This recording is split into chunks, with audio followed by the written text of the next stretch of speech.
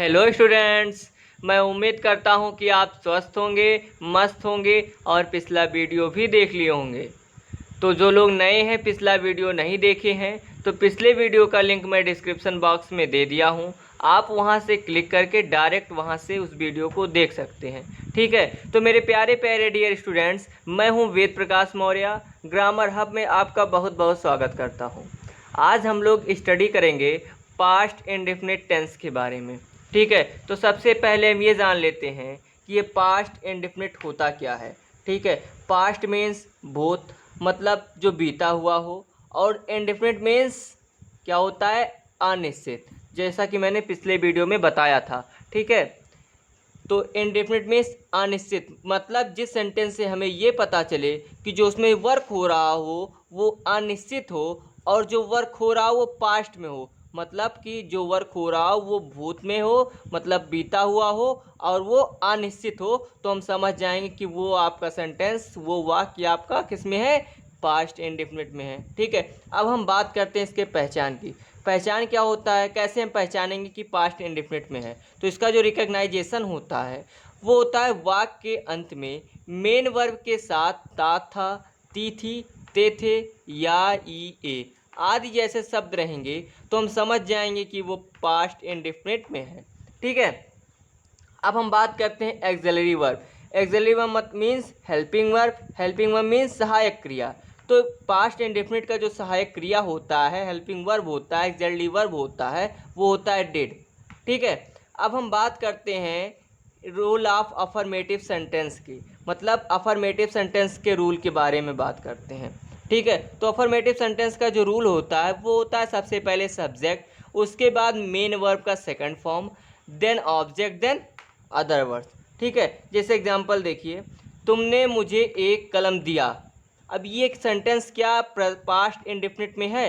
हाँ है।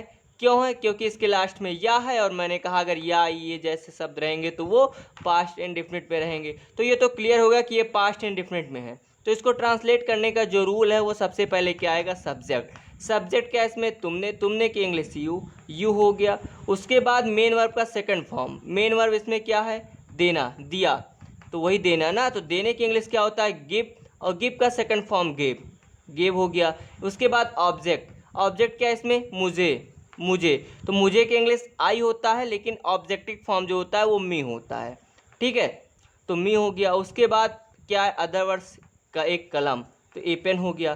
तो ये हो जाएगा you gave me a pen, means तुमने मुझे एक कलम दिया। ठीक है, अब सेकंड एग्जांपल देखिए, सीता मुझे हिंदी पढ़ाती थी। ठीक है, तो ये सेंटेंस देखिए, सबसे पहले क्या आएगा, सब्जेक्ट, सब्जेक्ट क्या है, सीता, सीता के हो गया।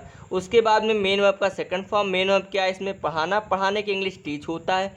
टीच का जो सेकंड फॉर्म होता है वो टॉट होता है। ठीक है, तो टॉट।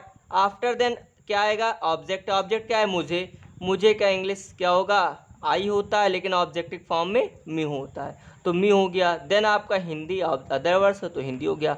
ये हो जाएगा Sita taught me Hindi, means Sita मुझे हिंदी पढ़ाती थी। ठीक है, ये तो हो गया अफर्मेटिव सेंटेंस का रूल। अब हम बात करते हैं निगेटिव सेंटेंस के बारे में।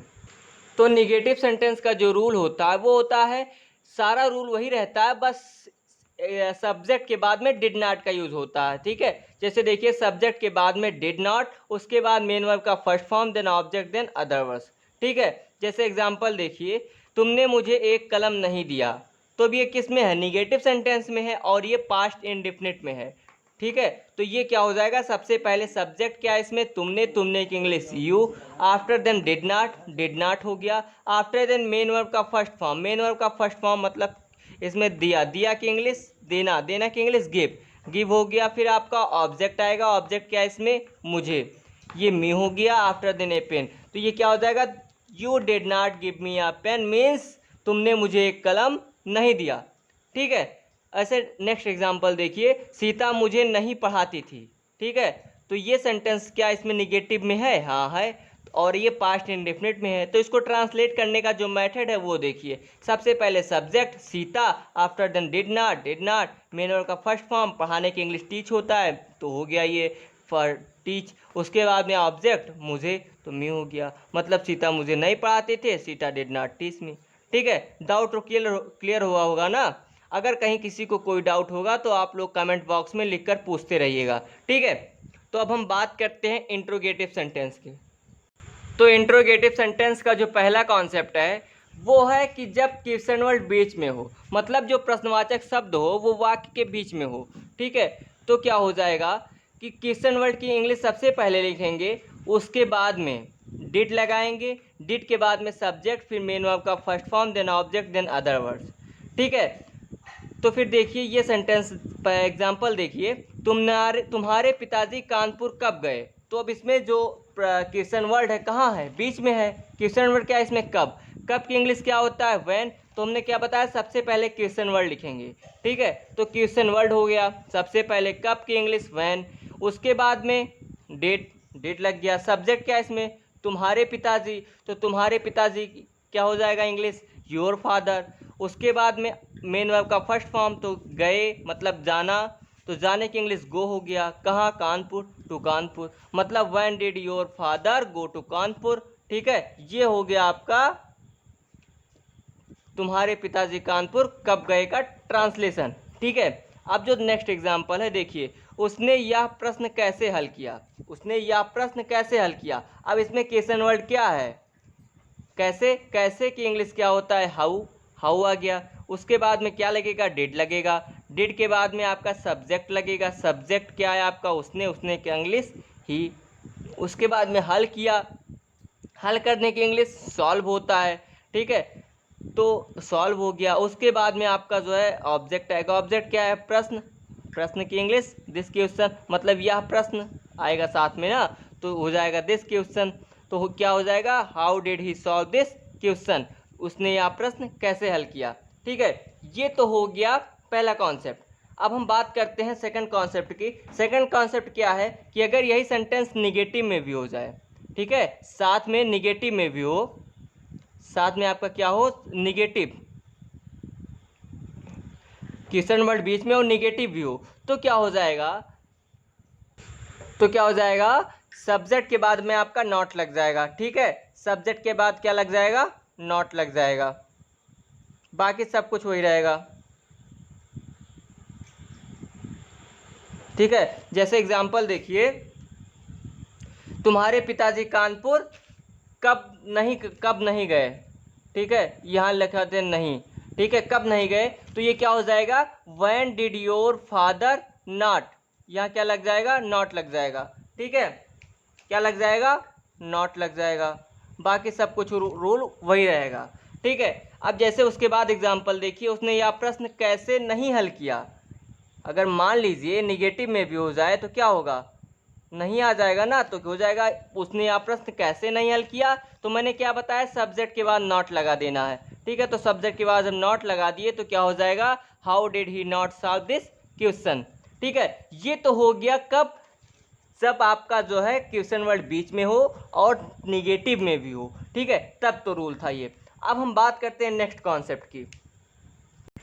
तो नेक्स्ट कॉन्सेप्ट है आपका कि जब सेंटेंस क्वेश्चन वर्ड से स्टार्ट हो, ठीक है। तो क्वेश्चन वर्ड से जब स्टार्ट होगा तब क्या रूल लगेगा, तब कुछ नहीं लगता है, बस आपका जो यहाँ सबसे पहले क्वेश्चन वर्ड रहता था, क्वेश्चन वर्ड की जो इंग्लिश रहती है उसको हटा देते हैं, ठीक है। क्वेश्चन वर्ड का जो इंग्लिश होता है उसे नहीं लिखते हैं, ठीक है। मेरे कहने का मतलब यही है कि क्वेश्चन वर्ड की इंग्लिश नहीं लिखते हैं, बाकी सब कुछ वही रहता है। जैसे देखिए, डेट से स्टार्ट करते, उसके बाद में सब्जेक्ट, उसके बाद में मेन वर्ड का first form, then object, then other words, ठीक है। जैसे एग्जांपल देखिए, क्या रमेश ने उस लड़के को पीटा।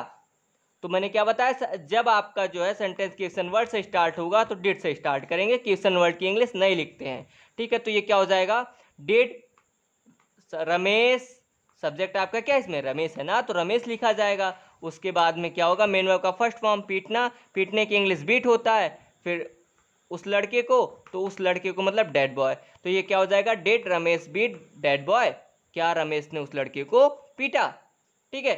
अब देखिए सेकंड नेक्स्ट एग्जांपल देखिए, क्या उसने मेरी स्लेट तोड़ी, ठीक है।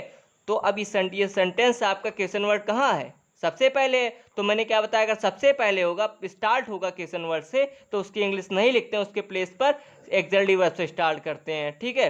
तो एक्सैक्टली वर्ब मतलब डिड है, तो डिड हो गया। उसके बाद सब्जेक्ट, सब्जेक्ट क्या है इसमें, उसने की इंग्लिश ही होता है। उसके बाद में मैंने क्या बताया, मेन वर्ब का फर्स्ट फॉर्म आएगा। मेन वर्ब का फर्स्ट फॉर्म तोड़ना, तोड़ने की इंग्लिश क्या होती है, ब्रेक, ब्रेक हो गया। उसके बाद में मेरी स्लेट, मेरी स्लेट मतलब माई स्लेट, तो ये क्या हो जाएगा, did he break my slate, क्या उसने मेरी स्लेट तोड़ी।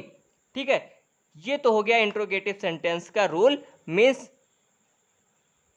पास्ट इंडेफिनिट टेंस के सेंटेंस को इंग्लिश में ट्रांसलेट करने का रूल। ठीक है, तो मेरे प्यारे प्यारे डियर स्टूडेंट्स, मैं उम्मीद करता हूं कि आप लोगों को ये वीडियो पसंद आया होगा। अगर कहीं किसी को कोई भी डाउट होगा तो आप लोग कमेंट बॉक्स में लिखकर पूछते रहिएगा।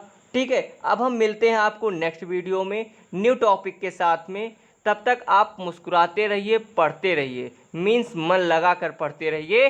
ठीक है, जय हिंद, जय भारत।